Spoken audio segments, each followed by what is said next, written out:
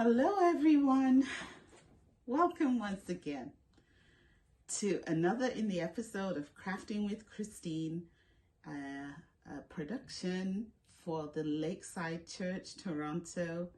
Welcome. Today is Resurrection Sunday. We had a wonderful service together, worshiping God and celebrating the life of Jesus and what he did for us to reconcile us back to God the Father. And so I'm still in that vein of feeling very thankful for all that God has done for us and for me personally in my life. I just want to give him thanks. But today we're moving on to the next thing, the next holiday that's coming up, which is Mother's Day. So in thinking about honoring mothers who are to be, mothers who are gone home to be with the Lord, mothers who are aunties, mothers, all women who instruct and encourage and teach our young ones, you are to be celebrated. You are to be honored. So we're going to do something that's a little bit for the ladies, and we're going to make rope necklaces. And also I'm going to come close. Can you see this thing that's on my head? Yes. We're even going to make one of these. This is a rope headband, and I kept it on just to be able to show. So I hope you will participate and I hope you will enjoy. So today you can see that I have these lovely pictures that were painted of women, different types of women, shapes of women, different perspectives, but these were painted by myself and fellow teachers, and I took them off my wall to be able to celebrate women in general. We're coming up to Mother's Day, and often we are very focused on, motherhood, child rearing, those kind of things. But, it's not only about being a mother. There's so much more to women than just the one main role that we have in most households, even though that is extremely important. But some women are not physical mothers, but they can have huge influence in their family, in their home, in their workplace, in their their friendships, their relationships. And so I just want to encourage you women today to consider your worth, consider how much you are important and how much influence you can have as the handmaiden of the Lord. So today I just want to talk about some of the women in the Bible, ones that have had influence, ones that I personally have enjoyed studying, and ones that have impacted me with their stories. So would just allow me to just go through a few of them, and we'll just talk about the women in the Bible and what influences they had, some of the women in the Bible. So let us talk first about Jochebed. Jochebed was the mother of Moses. She must have had much trepidation and concern as a mother as she put her baby into the basket and floated him down the river, not knowing exactly where he was going to end up and hoping that he would be found by someone who would love him and take care of him. So I think that took so much bravery on her part. Then we have Deborah, who is the influential judge.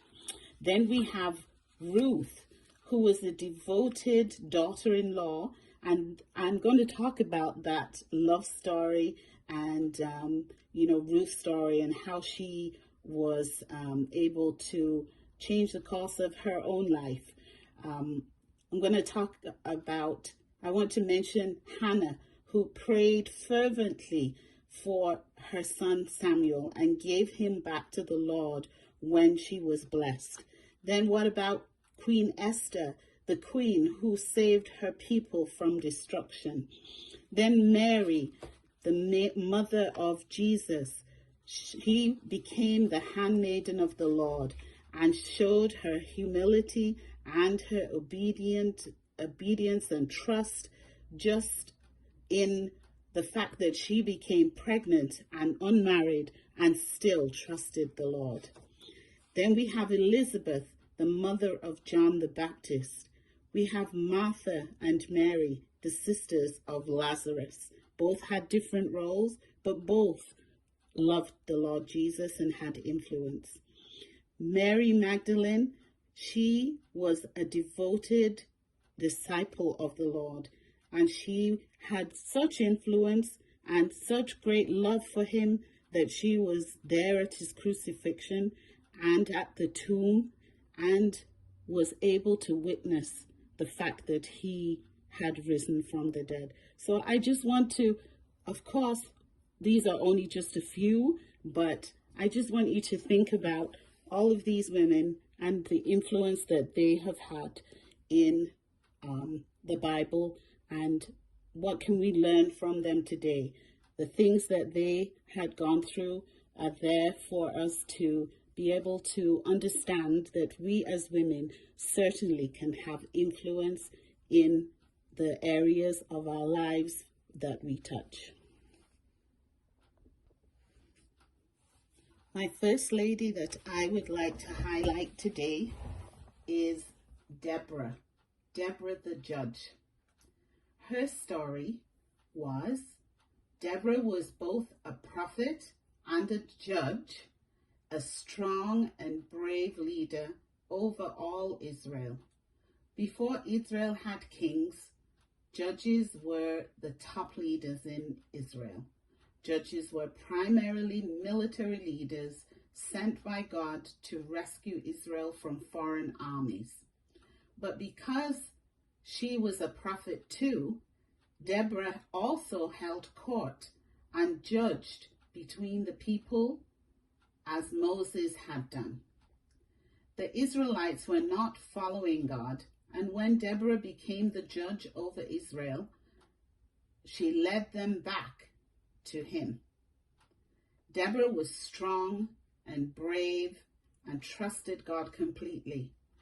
God told Deborah to command Barak, one of the generals of the Lord's army, to go into battle against Sisera, the commander of the enemy of the enemy army. God promised he would deliver Sisera into the hands of Barak, but Barak said he would only go if Deborah went with him. So he is expecting Deborah, the prophet, to go with him into battle, which in itself is completely unusual, that he would not go unless the woman went with him. But Deborah agreed. But she said that since he didn't trust God to go without her, God would actually deliver Sisera into a woman's hands instead. It was a woman named Jael who killed Sisera. Then Israel enjoyed peace under Deborah's rule for 40 years. So what can we learn about Deborah's strengths? Deborah showed herself to be strong, to be brave. She was wise, and faithful to God. And when others were doing evil, she followed the Lord and listened to his word. When others feared the armies of the enemy, she was brave and she trusted God. She judged the people in the wisdom given to her by God, and she led the people back to God. So isn't that what we would want to be? A woman like Deborah, a woman of influence who was fearless, who trusted God, and was able to have great influence on the people around her.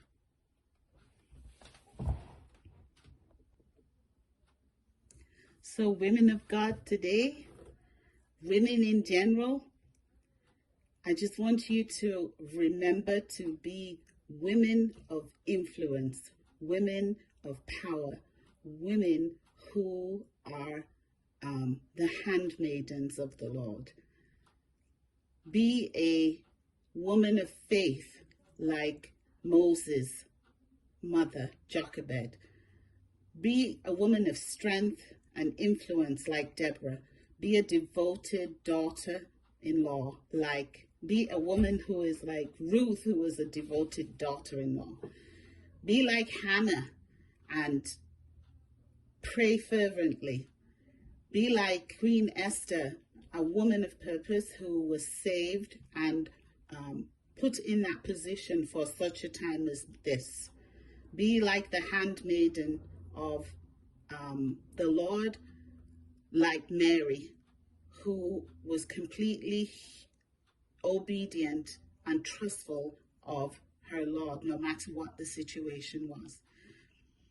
Be like the two devoted sisters. One was busy, one just loved him, but they were still devoted to the Lord. Or be like Mary Magdalene, who followed Jesus and became his disciple even unto death. Her devotion we always will remember. So once again, I just want to encourage you that you would be women of faith, women of influence, women who are strong, and women who trust in the Lord. Hope you enjoy this craft. It's all about you today. And hope every time you look at it, it will remind you of who you are in God. So I don't have a finished product because we're going to finish it today. But what we do need for this is, here are our supplies. Rope. Now I do have two different kinds of rope. My suggestion is make sure that the rope is fairly smooth. You can see this has a few ridges. We don't want to feel the ridges through it. This one is a little bit smoother, and so I'm tending to use this because the first one was it does have a little bit of texture with the ridges. It has to be a rope that is manipulatable, if that's a word. Yes, you are able to manipulate it because we want it to be able to go around your neck. Yes, we need some material. Now I am showing you here that you can use different kinds of material, but to be honest, I've made a couple of these and silky material, it's much more difficult to work with. So try and get something cotton. So I've got this really brightly colored kind of ethnic look material, and I would really say cotton is much easier to deal with. Okay, we also need some glue. So I'm using my glue gun just to start out with, and then I'm using tacky glue. You don't want a runny glue, so whichever glue you use, make sure it's a fairly thick glue, and this is Aleene's tacky glue. And then we need a pair of scissors and some Velcro. Yes. So here we go. We are going to make rope necklaces and, if we have time, a rope headband. So the first thing that we need to do is, using a tape measure, we need to make 3 different lengths, because we're only going to be making a necklace with 3 lengths. Although if you want to, you can make one with 5 lengths. So what I have done is measured and cut 3 different lengths of rope. One is 45, one is 50, and one is 55. And then if you want to continue, you can make one at 60 centimeters and one at 65. So again, it's 45, 50, 55, 60, and 65. And that's the length. So that when you look at it, you should have your 3 lengths like this, so that when I lay it down, really what I want to do is have the smallest one inside like this. Hopefully you can see the smallest one inside like this, so that my rope is, or my necklace will be able to attach itself. So this is what we are aiming for. So cut your pieces of rope. Again, we're going with uneven numbers, so either do 3 or 5. And because this is a project that is going to need some of the drying time, I am going to show you parts of it, but I've already done some of these. So when you're looking at material, you can pick material that contrasts together. And so you can see I started with this one. This is not ethnic. This is just 2 pieces of material like this, as I said, and I found a contrasting piece to go together to be able to make this. And you can see that if I were to bend it, although I haven't maneuvered it, it could make quite a pretty necklace by using these contrasting pieces. But we are going to use the other cotton pieces because that's what I have done. Okay, so first of all, once we've cut these pieces, then we need to deal with these ends. So I'm now going to add some masking tape to the ends to stop them from fraying. Okay, so I'm just going to continue with that and come back to you. So here I'm finishing up, putting the tape around the ends just to make sure, and just pinch the end, as you can see I'm doing here. And I'll do it again for the last one. Take a piece of tape, cover the end, and just wrap it around a few times, and then squeeze the tip so that it's flat. So I now have all of my 3 pieces of cord that are ready to be used for our 3-strand necklace. Okay, so I'm going to start with the material next. I'm just going to pick a piece of material and then we're gonna cut that same piece of material into a 3-inch piece. You can see that I've cut 2 pieces already that are just a little bit longer than the cord. I'm just going to cut my last piece.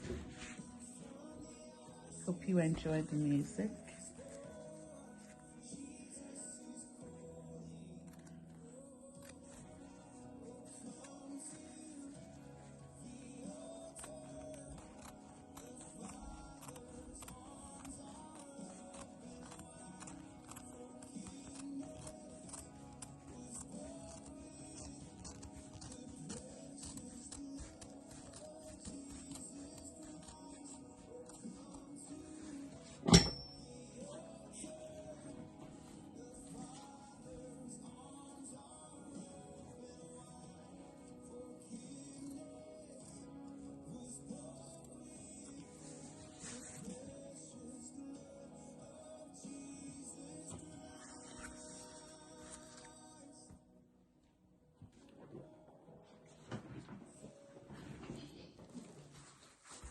So I have 3 pieces that are roughly just a little bit longer than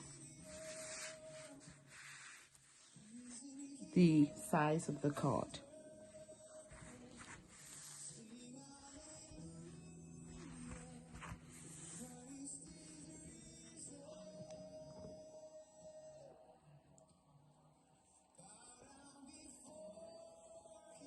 Okay, so I'm going to put 2 aside, and we'll start with the first one.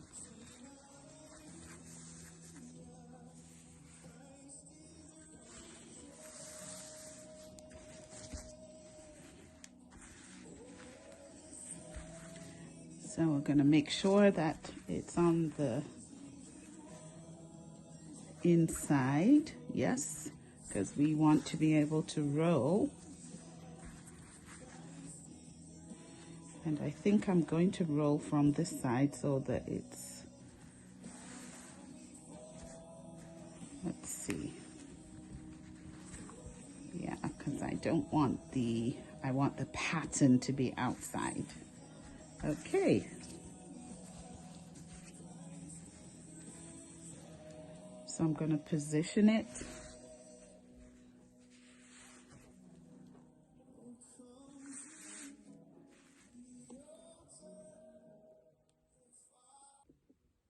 So I hope you can see what I'm doing.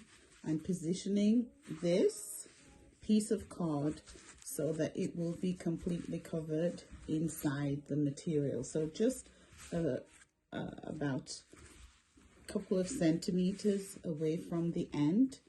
And then we're going to position it almost to the top. Just put a little bit of glue to keep the rope in the right position. So I'm gluing it down, and then I am going to roll it, cover the rope, and I'm going to use a glue gun because I find this is the best way for the first roll. So we're just putting a small amount of glue, just a little dab of glue. Then we're going to roll it, tuck the material, and if I roll it like this, it starts a good roll to continue. So I'm going to continue with that all the way down, putting a small amount of glue here, rolling, tucking it. The main thing is we're trying to keep it tight around the rope.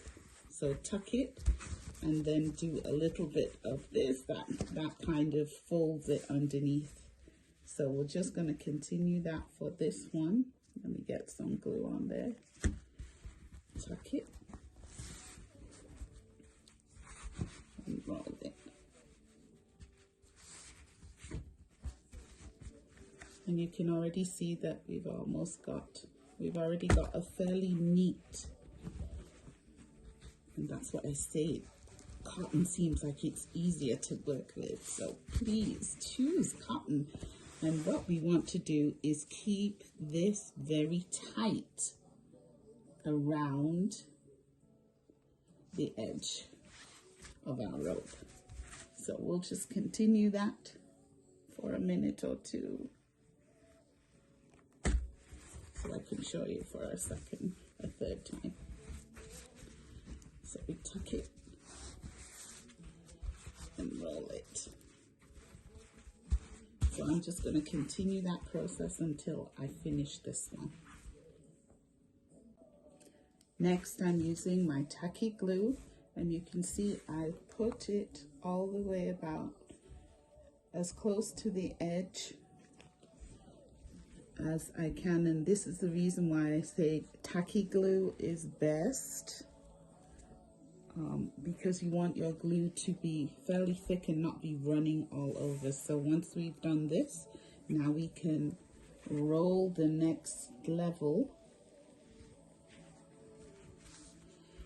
And I think you should only really need to roll maybe 3 times at most. But you see what I'm doing, trying to make it tight all the way along so that it stays tight around the rope. And because we're using tacky glue and not glue gun glue, we still are able to do a little bit of fixing if it's not tight enough, because we want that really tight around our rope. Okay, and then we'll do the same thing again. You can see we've only got a small edge now, so we can start to put just a little bit of glue. Oh, to shake it down because it's so thick. Just a little bit of glue on those edges and roll it completely. So I'll just show you the finished end of this one, and then we'll continue all the way along.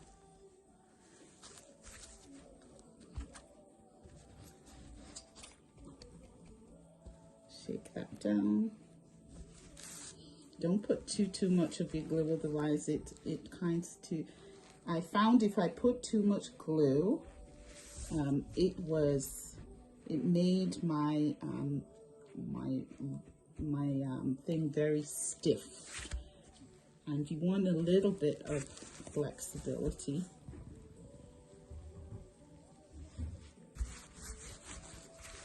There we go.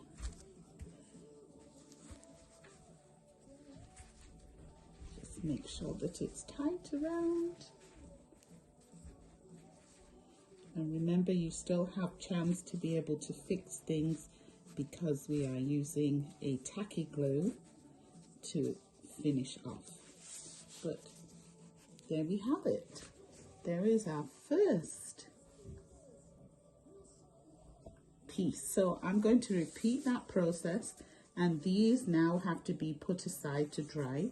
So when I finish the 3, I'll come back to you and show you what you should have, and then afterwards we'll let this piece dry, and then I'll bring in the dried pieces that I've already done. We're now completed our 3 different sized ropes that are fully covered with material.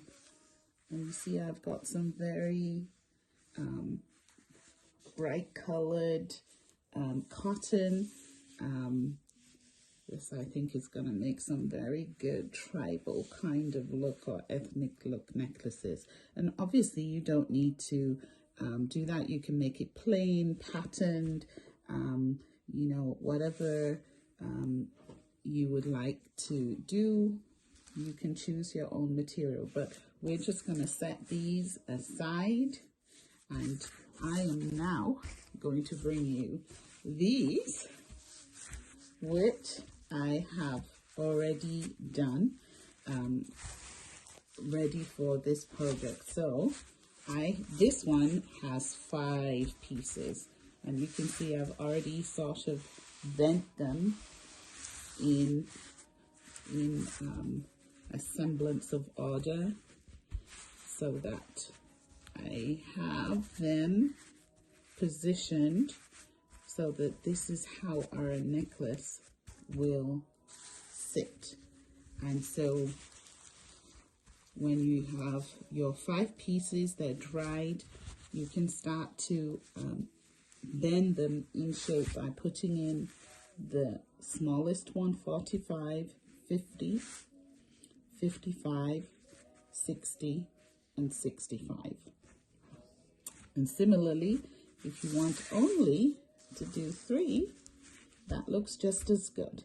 So we're going to use this 5 to demonstrate how we're going to do it. So firstly, we want to position where our ropes will be, decide what's going to be a front, make sure that if you can actually see a seam, hopefully you've kind of glued the thing together so well that you won't see too much of a seam. Oh, sorry, I pressed my camera.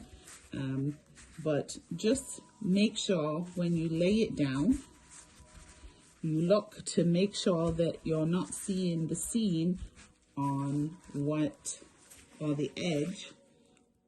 As you can see, if you look closely, actually I think I did a pretty good job of this one, but I think I'm going to use this side as the main one. So again, we want to position where we think this is right in the right position, where we think our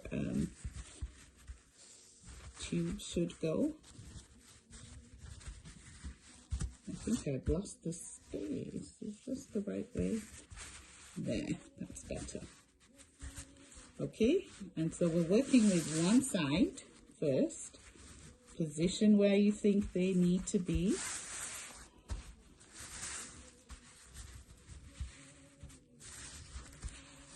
Okay, and then what we're going to do is use an elastic band to hold them together.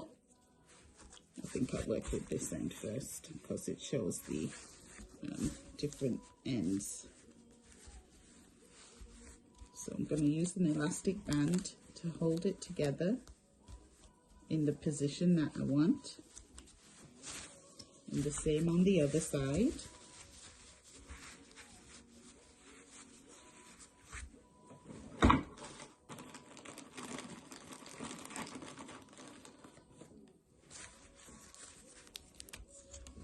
Just put it round a couple of times. Oh. Now I'm going to bring you these, which I have already done, ready for this project. So this one has 5 pieces, and you can see I've already sort of bent them in a semblance of order, so that I have them positioned so that this is how our necklace will sit. And so when you have your 5 pieces, they're dried, you can start to bend them in shape by putting in the smallest one, 45, 50, 55, 60, and 65. And similarly, if you want only to do 3, that looks just as good. So we're going to use this 5 to demonstrate how we're going to do it. So firstly, so you can see what I have done. I've positioned my tubings or my covered rope in where I think I'm going to lay it on my neck, so that it is in the shape of a semicircle. And what I've done is put an elastic band just on one side, just to hold them together in the place that I want. And don't forget, if you do see the edge, the inside edge where you've glued, turn the tube so that it's not visible for your front. Make sure you know what you're working with for the front of the necklace. And then we're going to do the same thing on the other side. Hold them together with an elastic band, just to keep them in position. Okay, and once we have done that, now we will take our glue gun and just put a little bit of glue on the inside just to hold them together. But your elastic bands are your guide to keep them where you want them to be.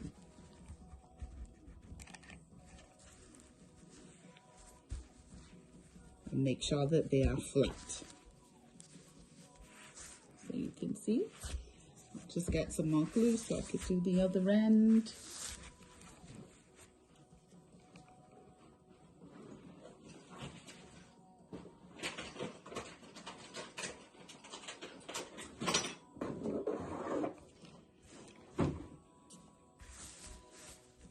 So again, just in the inside, and squeeze it together in each piece, a little bit of glue to put each piece together.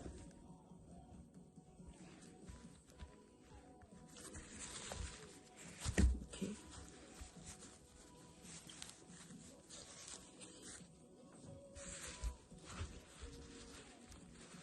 Hope you can see that. Already our necklace is forming, so I just want to flatten it.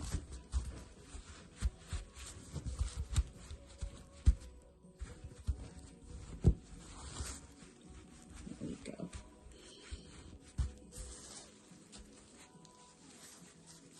Okay. So I have cut 2 4 by 8 pieces for each side of my edges. So what I'm going to do is turn it over to the wrong side. Yes, so the side that you want to be the front is turned over. Yes, this is the side that I want to be the front. Yes.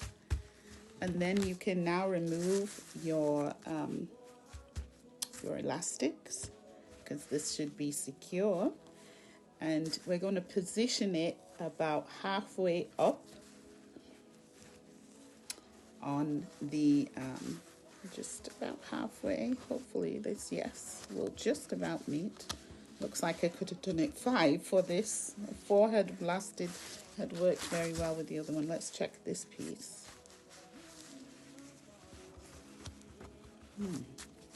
Yeah, just okay. So I guess it would be best to do, if you, I guess maybe that was when I did a 3 necklace. So okay, so maybe let's do a 5 or 6 by 8 length. So 5 or 6 across.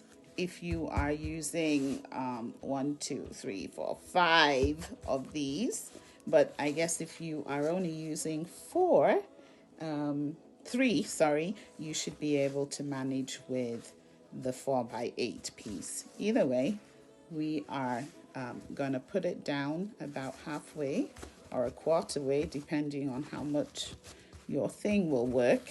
Mine is only going to be a quarter, and what I'm going to do is use my glue gun to keep it in the position that I need, and then I'm going to stretch the the material over and stretch it over and keep it tight. Just put the glue on and pull it to meet the middle.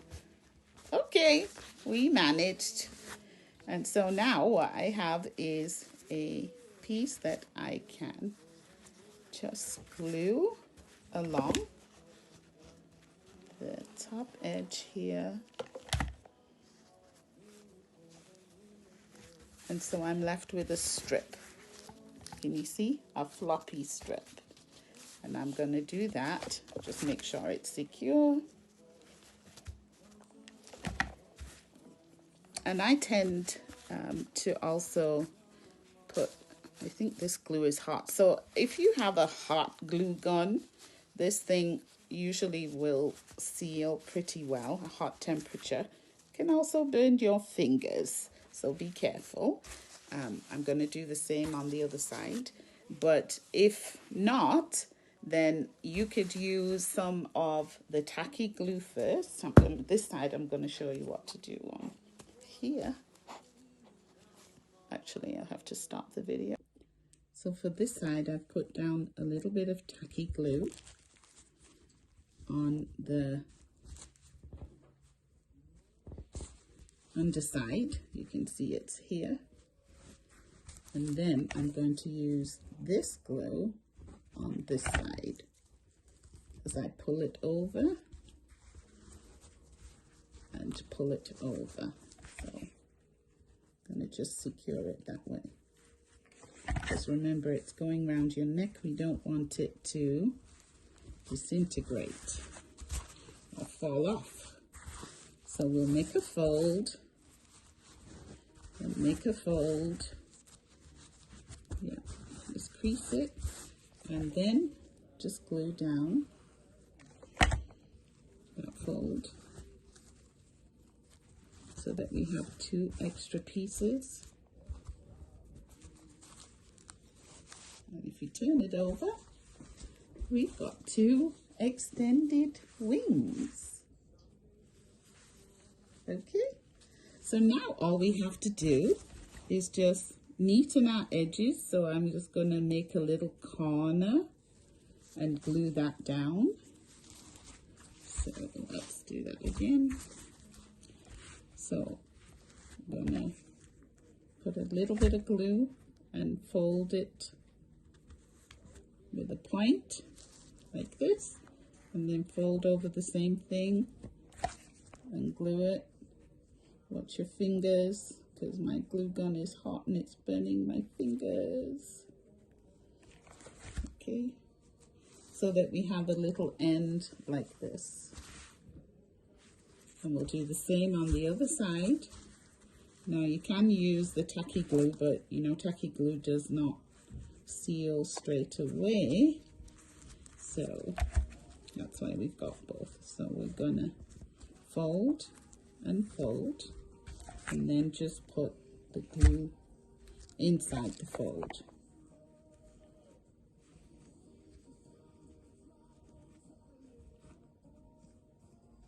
Yeah, there we have it.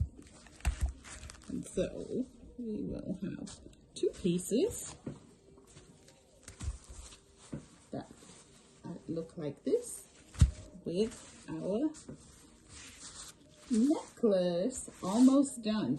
So really all we need to do now is add the back row. Next we're going to place the Velcro. Now this is a little bit tricky, not because it's difficult, because it's not difficult, but you really have to get your Velcro in the right spot. So first of all, we're going to cut a small piece of Velcro, and I am making mine approximately 3 inches, 3 inches in length.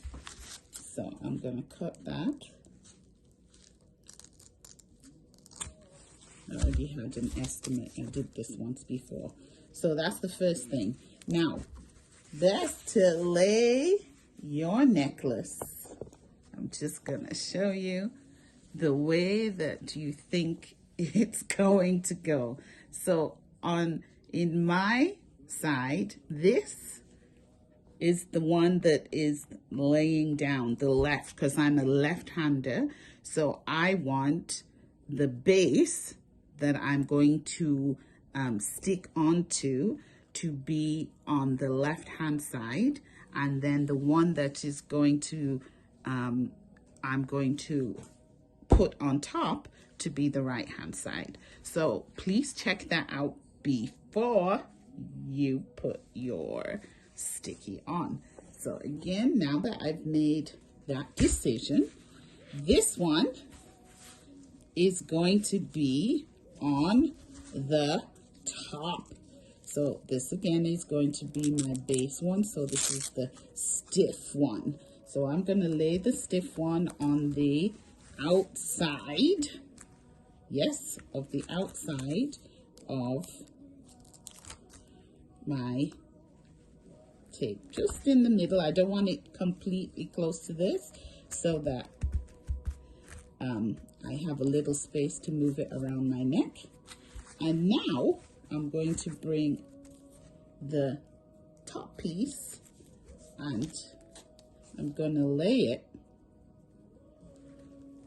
exactly on the top so that it's in the right spot. I'm going to try and remove the paper backing, and you can see it's shiny there. And now I need to take the other one, and I am now going to glue it where I want it to be. So there we go. And so there is my nice tribal look necklace. I hope you can see it. Let me go backwards. My tribal look necklace. I will try to model it for you after, but now we're going on to the headband. So for our headband, I have already 3 pieces that are exact lengths of the 65. They are all the same or very similar, because they were pieces that I had left of the 65 length. So the longest piece. They have been covered, they are dried, and now I'm going to show you what you do if you are going to make the knot kind of headband. But in actual fact, I am going to try a braided one with this one since I've already done the knot. So here we go. We have 2 pieces that are about the same. And we are going to go to, you want to keep them fairly close together. And then we're going to go to the middle, and we literally are going to wrap one piece inside of the other and make a knot. Now, because I'm not keeping this one this way, maybe I should, I don't know. This is a loosened knot that I've created. Turn it the right way. And then we would make the join with an extension. But because I want to try, since I've got 3, I want to braid this one. So if you're going to make a knot, you just make a loose knot with 2 or 3 of these cords to make the headband, the front of the headband, and then we just have to make a similar kind of end to be able to anchor it. And we're just going to do the same thing that we did with the necklace, but I'm trying, since I've got 3 of these and I don't want to waste the other one, I'm going to undo this and I'm going to do a braid instead. here are our finished products.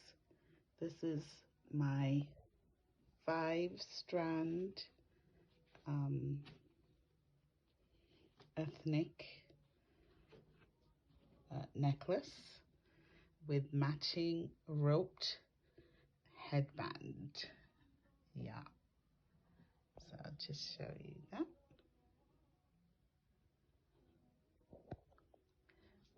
This is another headband. This is the headband that I was wearing today. It's of a thicker rope, and I think the thicker rope seems to make a much better knot. So this is another headband, and this is the one that I was making this evening. So this is a 3-strand necklace, and I think it turned out pretty well. 3-strand as well. So 3-strand, or 1, 2, 3, 4, 5-strand necklace. I'm going to do some matching headbands to these when I have time, but at least this gives you, oh, I should have turned it this way. Okay. So here we have our finished product of our 5-strand rope ethnic necklace. Yeah, 5-strand DIY, and a matching braided headband that can be used over the head or as a crown, whichever way you want to wear it. But again, it's just connected with Velcro. Then we have this one, which was made, I made first, which was the one I was wearing. This one looks better with a thicker rope. I used a thicker rope for this, and it's a 2-strand, but much thicker. And I think, you know, the thicker rope looks better when you're doing a knot headband. And then we have this one. My kitten is crying for some attention, and this is the one that I made this evening with you guys, and here is a 3-strand necklace. So I'm hoping that you will try this out. Of course, I've made ethnic types because that's the cotton or material that I had on hand, but you know, that's my style. But you can make coordinated from I don't know where my other pieces went, but anyway, coordinated, or you can make it plain, or you can just pick your own material.